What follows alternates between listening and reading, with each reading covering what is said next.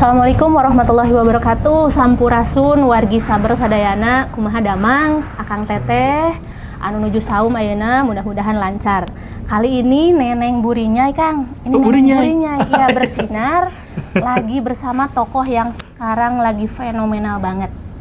Welcome to Kang Guru Gembul. Tepuk tangan. Burinyai atau tuh? Burinyai teh bersinar Kang Guru. Iya bersinar. Bersinar iya. tuh Tahu saya juga bersinar cuman jadi lucu. Oh. Janten versi Sunda nama Burinyai. Oh gitu. Kang Guru. Siap. Nih, boleh nggak Kang Guru share sedikit ke wargi sabar kalau sabar itu sambang bersinar? Oh, sambang bersinar. Sempet punya cerita nggak nih yang terlihat, terasa, yang terdengar anu pakuat pakait sareng narkoba? Boleh di-share sama wargi sabar sadayana. Ada, ini tetangga. Jadi tetangga saya tuh masih muda. Sapertos abdi. Aya. Iya, boleh lah. Saya juga. Tapi itu mah sudah menikah. Saya juga sudah menikah. Sudah. Kumaha itu, Kang jadi ada pasangan suami istri yang baru punya anak kecil, punya anak yang baru lahir gitu sebulan 2 bulan. Tapi baru anaknya setahun gitu, tiba-tiba si bapaknya ditangkap gara-gara narkoba. Dan itu hidupnya tuh rusak parah gitu. Hancur. Jadi si istrinya teh, aduh kasihan, saya juga sekarang teh. Si istrinya, si anaknya karena biasa tergantung sama nafkah dari suami, akhirnya dia hidup luntang-lantung, kontrakan akhirnya tidak terbayar, akhirnya hidupnya dari jual-jualan, TV dijual semuanya, sampai akhirnya hanya tinggal baju yang melekat dan anaknya dibawa, udah itu mah. Jadi pas suaminya di penjara gak bisa apa-apa, HP semuanya ini lost kontak aja semuanya teh. Dan itu teh aduh sampai kurus kering, ndak mau usaha apa tuh kan mereka juga kan bayinya masih kecil gitu. Jadi pas lagi belajar ngomong si bayinya malah ditinggal sama bapaknya gara-gara bapaknya itu main narkoba. Nah, wargi sabar jadi bukan hanya kayak di sinetron ya Kang Guru, ini benar-benar real life-nya seperti itu. Iya, narkoba itu benar-benar bahaya. Karena orang yang udah kena tuh, udah hidupnya tuh hancur, kerja jadi susah, apa-apa jadi susah, dan yang paling parahnya kalau udah ketangkep gini, bukan hanya dia yang ini, tapi juga anak istrinya, kan yang umurnya kecil, bayi itu udah bener-bener nggak, dan sekarang udah lolos, udah lepas dari, tapi karena lingkungannya udah kebentuk gitu, jadi tetap aja ngulibeknya di situ gitu. Jadi dia lari lepas dari itu tuh semua susah. Circle-nya udah kekunci ya di situ. Betul wargi sabar, karena dari tahun 2015 itu Presiden Jokowi itu sudah menyampaikan komitmen bahwa Indonesia itu ada dalam kondisi darurat narkoba.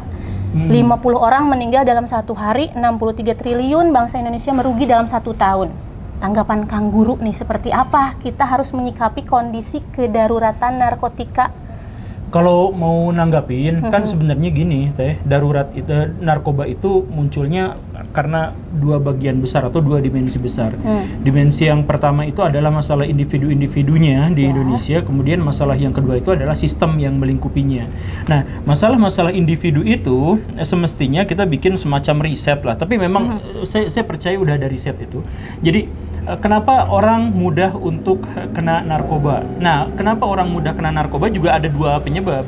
Yang pertama adalah masalah individu, bahwa dirinya itu stres, tertekan, atau karena tuntutan pekerjaan. Ada misalkan artis yang harus manggung, misalkan 5-6 jam harus sambil teriak-teriak kayak gini, dan karena sudah terbiasa dengan itu, dan secara fisik banyak yang tidak mampu untuk begitu, banyak yang akhirnya masuk ke narkoba gitu. Ada tuntutan-tuntutan yang semacam itu.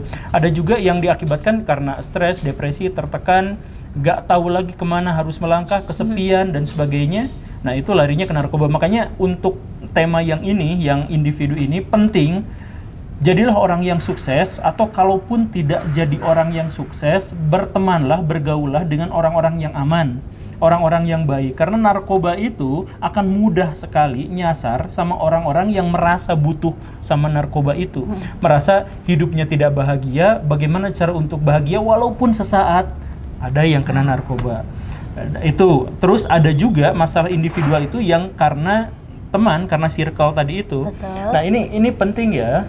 Jadi banyak sebenarnya di presentasi-presentasi tentang motivasi, 3 hal yang menghancurkan masa depan manusia itu adalah kata-kata racun, motivasi yang rendah, dan lingkungan yang buruk.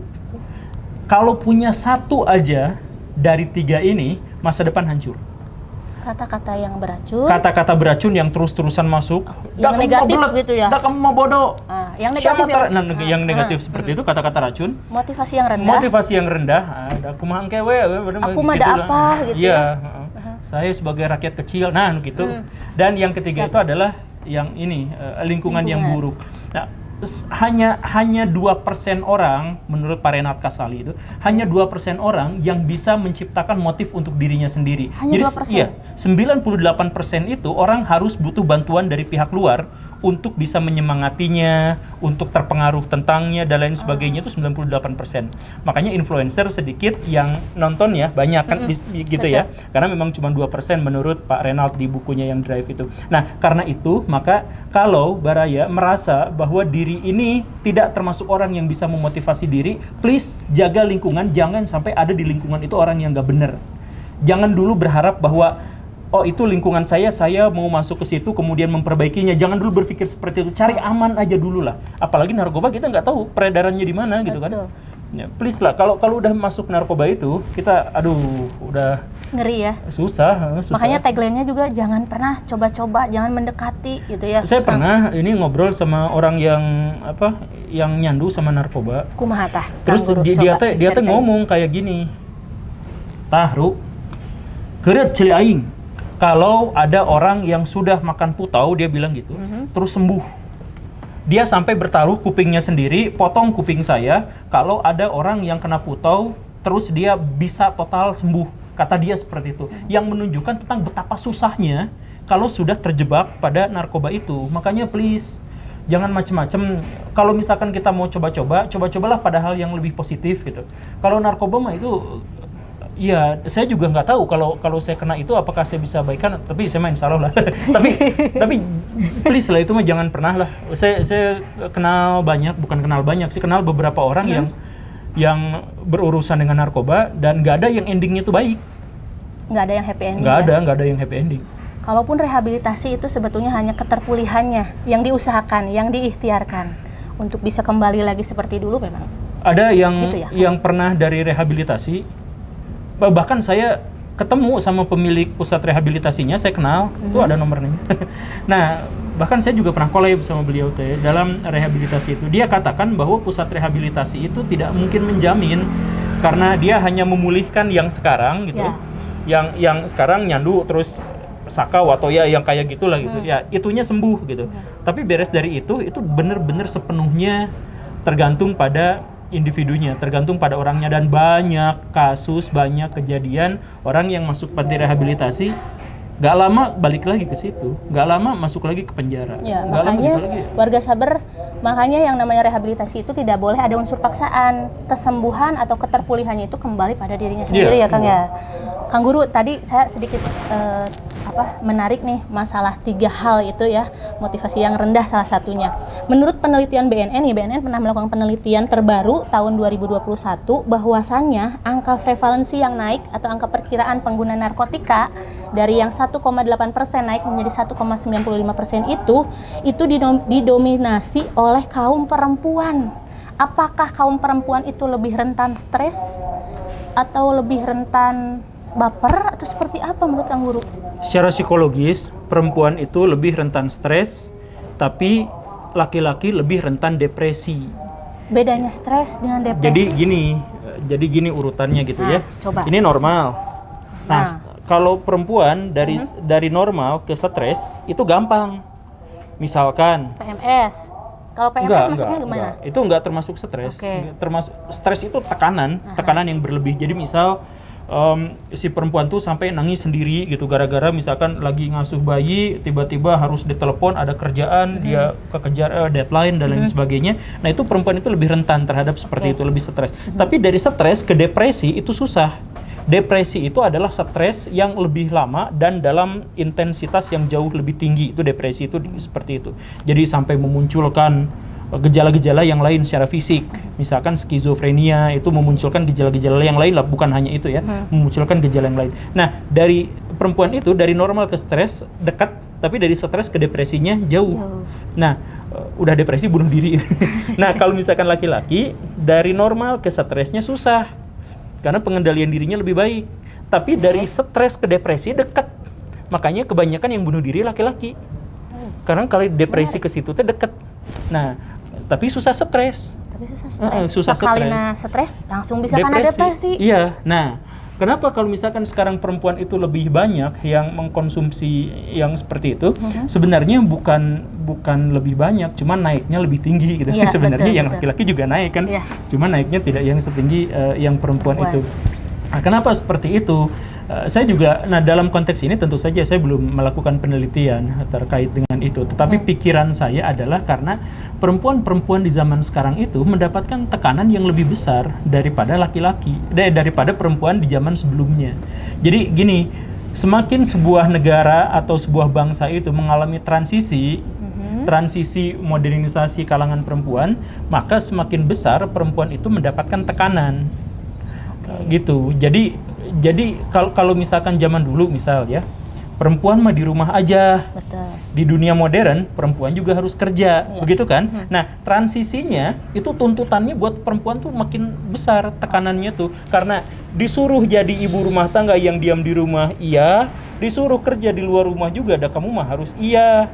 Di tengah-tengah tuntutan yang ini dan tuntutan yang ini sama-sama besar. Sebagai istri misalkan, kalau harus jadi ibu rumah tangga, nanti kalau diselingkuhin suami, nanti kamu bisa apa? Ditekan seperti itu. Ya udah tuh wirausaha. Pas wirausaha, nah kamu teh ngalunjak kan, kamu teh istri. Yang paling penting tuh rumah tangga kamu. Ditekan lagi. Anak terbengkalai, ditekan lagi gitu ya kan? Iya, anak terbengkalai, ditekan lagi.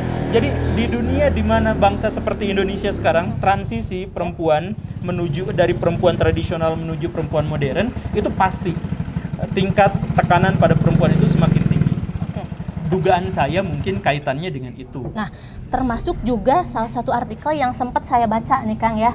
Di sini dijelaskan bahwa terkait strawberry generation ya, yang sekarang lagi hangat-hangatnya diangkat, di mana mereka adalah generasi-generasi yang menurut hasil survei dinyatakan bahwa 1 dari 3 remaja Indonesia itu mempunyai masalah kesehatan mental, dan 1 di antara 20-nya mengalami gangguan mental. Apakah hal ini juga karena transisi kondisi perubahan sosial dan hal-hal yang terjadi di Indonesia ya? Saya harus menekankan berkali-kali satu kata, bahwa generasi kita sekarang itu adalah generasi paling terkutuk di dunia sepanjang sejarah. Karena generasi-generasi sebelum kita itu mendapatkan pelajaran dari orang tua, dari guru, itu relevan. Jadi misalkan orang tua ngajar, ini cara mencangkul di zaman dulu gitu ya, ini cara nyangkul. Sampai 10 generasi ilmu yang sama diterapkan masih kepake. 10 generasi, 20 generasi cara nyangkul ya kepake gitu. Zaman sekarang, nah jadi PNS 10 tahun kemudian disengsirikeun.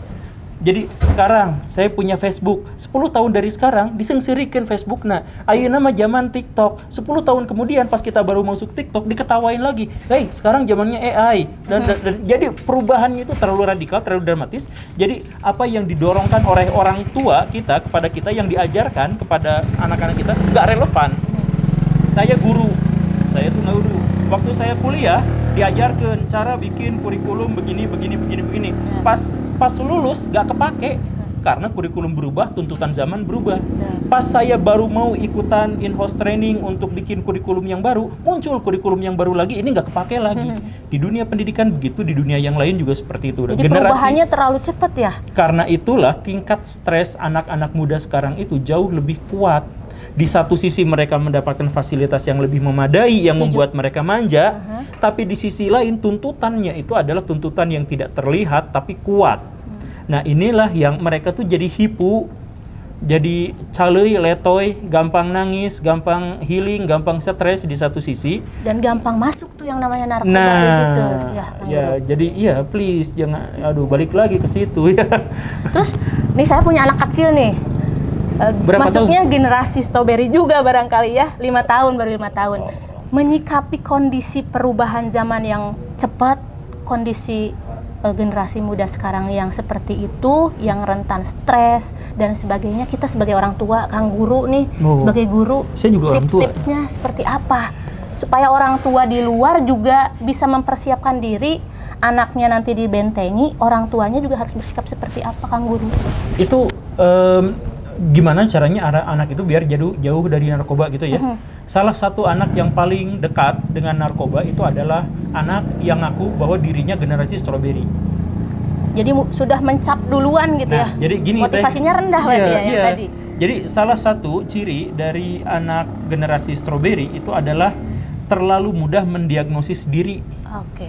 Dah saya mah kieu. Mental healthy, iya. dikit-dikit ya Kang Guru. Makanya sebenarnya generasi stroberi itu tidak boleh kita sebut. Jadi sebenarnya kan ada generasi Yom, generasi Boomer, generasi X, yang Z, itu sebenarnya adalah istilah-istilah yang dibahas, yang disebut oleh kalangan sosiolog Amerika untuk memberikan penjelasan pada fenomena masyarakat di Amerika. Jadi sebenarnya itu nggak relevan dengan kita. Itu sama sekali nggak pas. Nah, termasuk juga strawberry. Generasi strawberry itu sebenarnya adalah istilah yang muncul dari sosiolog yang berasal dari Taiwan.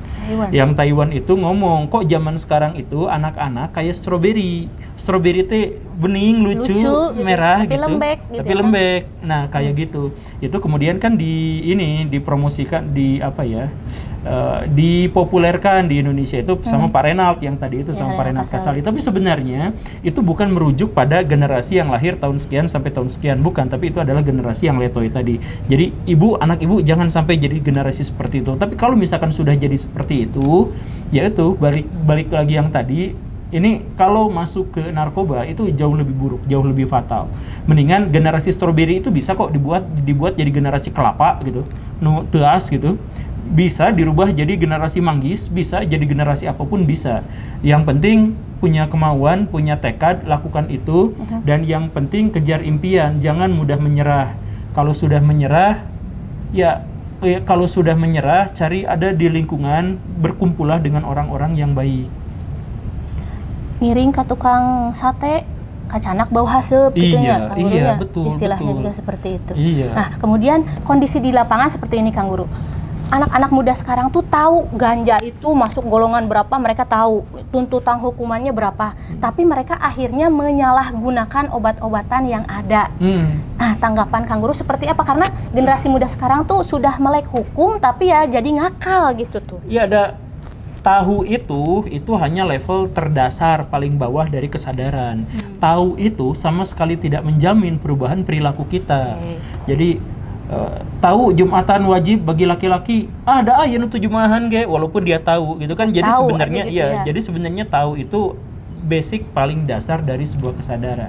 Yang paling penting itu adalah bukan hanya tahu, tetapi juga paham dan kemudian aplikatif. Maksudnya, kalau saya tahu bahwa narkoba itu begitu, maka itu mempengaruhi tindakan saya. Misalkan, supaya tidak dekat sama hal-hal yang seperti itu. Generasi-generasi muda itu yang sekarang kita tangani, dan sebenarnya bagian terbesar dari demografi di Indonesia sekarang, angkatan muda dan angkatan bayi orok yang kayak gitu, itu mulai harus diberikan edukasi yang kuat dan terus-terusan dan berkelanjutan. Jadi orang-orang yang kena narkoba, orang yang kena apa itu, kalau mungkin kita kasih tahu nih dampaknya ke si orang tuh kayak gimana. Ini dampaknya ke ini tuh gimana. Tuh lihat si Ucok ini kayak gini, karirnya habis, ininya habis gara-gara narkoba. Kita lihat ada berapa artis yang meninggal, ada berapa artis yang hancur karirnya, ada berapa pejabat yang akhirnya tidak bisa jadi apa-apa. Saya kenal beberapa pejabat yang akhirnya tidak gara-gara itu gitu. Padahal kan itu tuh cuman ini makanan kita tuh banyak. Ada batagor, ada bakso, ada esiro. Kudu eta gitu ya. Iya, kenapa harus itu gitu? Makanan kita tuh banyak gitu. Minuman kita banyak, teman kita banyak. Kita bisa olahraga, kita bisa main game, bisa nonton YouTube channel Guru Gembul. bisa apa semuanya bisa kita lakukan. Kita punya lebih banyak pilihan, maka jangan terlalu bodoh untuk masuk ke sarang di mana kita nggak bisa keluar lagi dari situ. Betul, setuju. Itu ya, Kang gitu. Guru. Nah, terus begini nih. Segala sesuatu yang berlebihan kan, jangankan narkoba gitu ya. Kalau air minum pun diminumnya 3 galon ge weureu gitu ya, Kang Guru. Olap. Nah, tapi sekarang anak-anak sekarang itu rasa ingin tahunya itu jadi rasa penasaran untuk mencoba. Gimana nih? Kita tuh sekarang ada di sebuah zaman di mana pilihan-pilihan kita itu diberikan secara luas. Dulu pas saya kecil nonton TV teh kudu pakai tombol kutangan. Jadi kalau mau ganti channel teh ngedeket dulu ke TV, cetrek. Pilihannya pun terbatas. Pas saya remaja, ya remote, jarak jauh. Pas zaman sekarang, ada jutaan channel bisa saya tonton, saya bisa milih manapun yang saya mau. Nah, inilah masalahnya. Di zaman dulu, kalau misalkan ada bahaya narkoba, kampanye narkoba misalkan, si televisi cukup menayangkan bahaya penyalahgunaan narkoba, tapi tidak ada kebaikan narkoba, misalkan begitu. Di zaman sekarang YouTube bisa menampilkan orang kena narkoba tuh enak. Bisa itu dari ditampilkan. Sisi lainnya gitu. Iya, dari sisi lainnya. Jadi ada channel-channel yang misalkan menjelaskan bahwa ini teh enak. Misalkan waktu kemarin waktu ganja itu menjadi kontroversi di Indonesia. Itu kan ada channel-channel yang langsung bahas bahwa ganja itu begini, ganja itu begitu. Ada cara nanamnya, aksesnya dan lain sebagainya, itu ada sekarang yang seperti itu. Nah, ya generasi terkutuk itu seperti itu. Nah, karena itu maka sekali lagi itu setiap orang itu harus diberikan ketegasan dalam berwawasan, harus diberikan kesadaran, bukan hanya tahu tapi kesadaran, dan kalau dia dirasa rentan yang tadi mudah terpengaruh dan sebagainya, coba gabungkan dia dengan kelompok-kelompok yang lebih baik. Dan insya Allah kelompok yang baik teh rame, banyak gini teh. Pilihannya banyak. Ada nusuk main skateboard, jadi ikut kejuaraan kan keren. Ada yang misalkan naik motornya tuh bukan di jalan gitu, bukan balapan sama emak-emak, tapi masuk ke sirkuit gitu. Ada yang seperti itu. Atau misalkan bikin channel kayak saya gitu. Itu ada yang seperti itu, tidak banyak. Semua hal yang bisa menciptakan kesenangan dan mendekatkan diri kita kepada kebahagiaan di zaman sekarang itu terbuka lebar. Jadi gak punya alasan orang mengatakan saya kena narkoba gara-gara hidup saya menderita gitu. Jangan kayak gitu. Banyaklah cara untuk bahagia zaman sekarang mah.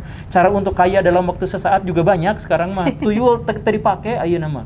Gabi ngepet terdipakai. Bener, wargi sabar. Jadi jangan berpikirnya negatif-negatif terus. Pikirkan nggak kalau hal-hal positif pun banyak pilihannya. Banyak. Nih saya ini datang ke kafe ini, datang mayar. Maksudnya bisa ada akses, kalau kita mau ada akses untuk bisa menggapai cita-cita, menggapai kebahagiaan, berkumpul bersama teman-teman dan sebagainya. Kalau kita sekarang stres, kalau kita tertekan, coba tanya, saya teh stres terjadi gara-gara apa? Misalkan gara-gara saya kukolot dicarekan wae, misalkan seperti itu ya. Banyak cara kita di zaman sekarang untuk membuktikan kepada orang tua bahwa kita teh layak untuk tidak dimarahin terus. Banyak caranya. Kita misalkan bikin ekonomi kreatif. Ada teman saya tuh jadi sukses kaya raya gara-gara dia dagang entog. Cuman dagang entog hungkul. Ada teman saya. Entog. Iya, entog. Jadi di utara Jawa kan permintaan entog sangat tinggi.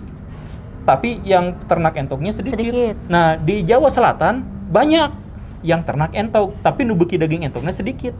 Cerdas nah, dia itu ya. Kirim-kirim kan ka ditu, menang duit puluhan juta. Itu memanfaatkan kesempatan kepada hal-hal yang positif. Dan itu teh anak putus sekolah.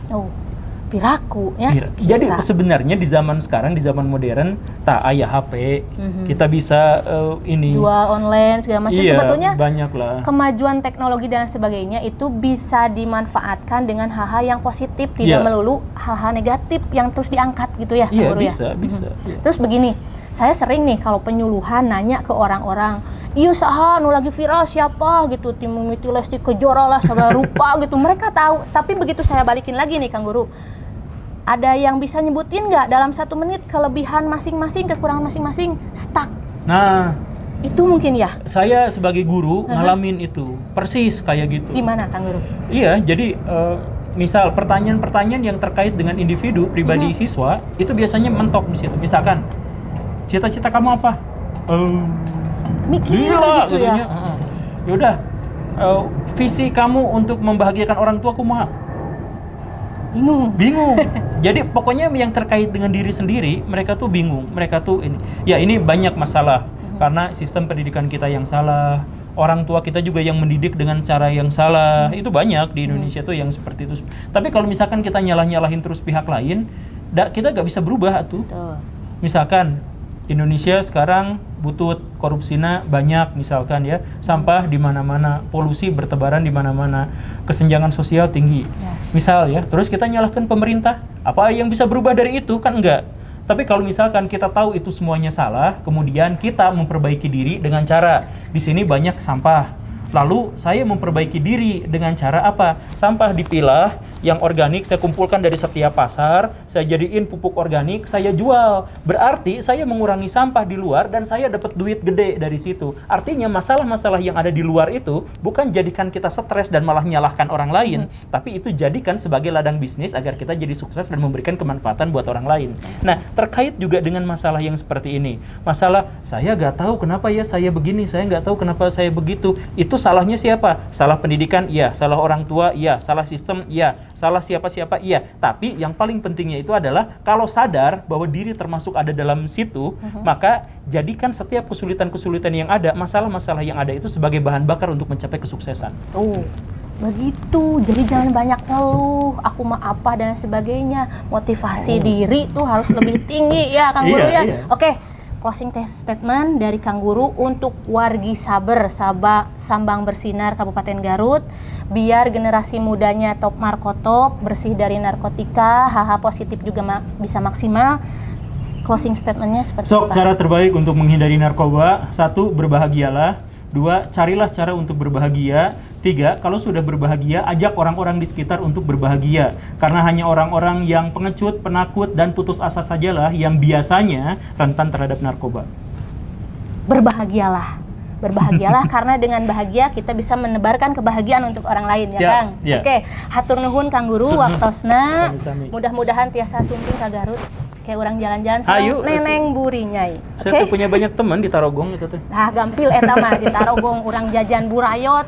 Gitu. Orang jajan Ali Agram sagarupi aya. Oke, wargi Saber sadayana hatur nuhun waktosna, mudah-mudahan bermanfaat. Yang kurang baiknya, yang salahnya berasal dari saya mohon maaf, dan yang baiknya itu berasal dari Allah Subhanahu wa taala. Terima kasih. Salam War on Drugs. Dadah.